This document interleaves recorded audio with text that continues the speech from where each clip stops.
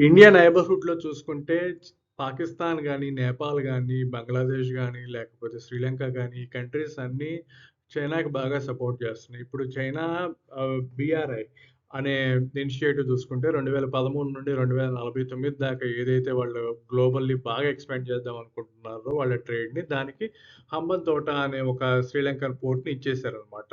శ్రీలంక 99 ఇయర్స్‌కి లీజ్‌కి ఇచ్చిందనమాట. సో, ఈ వీటి వల్ల వాటిని స్ట్రాటజిక్‌గా ఇండియాలో ఉన్న చుట్టుపక్కల ఉన్న కంట్రీస్ మొత్తానికి ఖచ్చితంగా చైనాతో స్ట్రాంగ్ రిలేషన్‌షిప్ ఉంది. ఇప్పుడు మాల్దీవ్స్ గూడా ఎళ్ళిపోతే ఖచ్చితంగా అది ఒక లాంగ్ టర్మ్ థ్రెట్ అనే అనుకోవాలి. ఎందుకంటే హిందూ మహాసముద్రంలో డెఫినెట్‌లీ ఇండియాస్ నేవల్ అనేది ఇటు నుండి ఇటు రావాలన్నా గానీ 2 naval bases for example hypothetically 2 naval bases of చైనాని తట్టుకొని బయటికి రావాలి, ఇటు యాక్ట్ చేయాలంటే చాలా చాలా డిఫికల్ట్ అనమాట.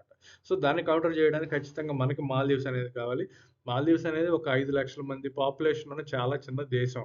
వాళ్ళు అంత అంతకుముందు హిస్టారిక్‌గా హిందూ పీపుల్ ఫ్రమ్ శ్రీలంక లేకపోతే south India they move to Maldives and Maldives has become a country ఎప్పుడో కొన్ని వందల సంవత్సరాల క్రితం. కానీ 1153లో కంట్రీ మొత్తం ఇస్లాం కంట్రీగా మారిపోయింది. Also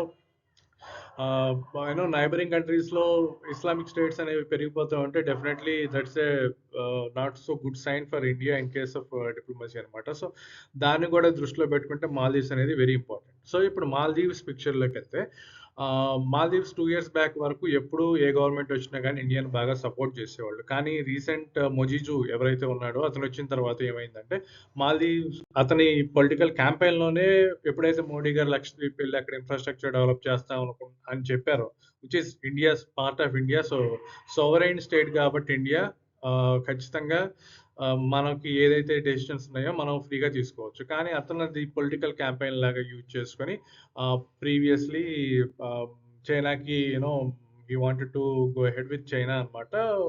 support and all. కాకపోతే తర్వాత జరిగిన పరిణామాల్లో ఇప్పుడు ఏమైందంటే వీళ్ళ ఫారెన్ ఎక్స్‌చేంజ్ రిజర్వ్స్ పడిపోయినాయి. చైనా బీఆర్ఐలో భాగంగా స్టార్టింగ్‌లో కొన్ని సంవత్సరాల వరకు చాలా ఎక్కువ వేల కోట్ల బిలియన్స్ ఆఫ్ డాలర్స్‌లో రుణాలు ఇచ్చారు గానీ రీసెంట్‌గా ఎవరికీ ఇవ్వటం లేదు. ఆల్సో మ్యానుఫ్యాక్చరింగ్ కంపెనీస్ చైనా నుండి ఫాక్స్‌కాన్ లాంటి బిగ్ కంపెనీస్ షిఫ్ట్ అవుతున్నాయి ఇండియాకి. ఆ చైనా ఎకానమీ అంత బాగాలేదు. ఇలాంటి పరిస్థితుల్లో ఖచ్చితంగా ఇవ్వరు. ఆల్సో ఇప్పుడు మనం మాల్దీవ్స్ గురించి చూసుకుంటే ఐఎంఎఫ్ ఏం చెప్పిందంటే మాల్దీవ్స్ అనేది ఎకనామికల్లీ అంత స్టేబుల్ కాదు అని చెప్పింది. సో, ఇప్పుడు ఏదైతే ఇతను లాస్ట్ 2 ఇయర్స్ నుండి చైనాతో మీడియేషన్ చేస్తున్నాడో for infrastructure development loans etcetera China చేతులెత్తేసింది. సో, ఓన్లీ ఆప్షన్ ఇండియా అన్నమాట. సో, ఇండియాకి కూడా ఇంట్రెస్ట్ ఉంది.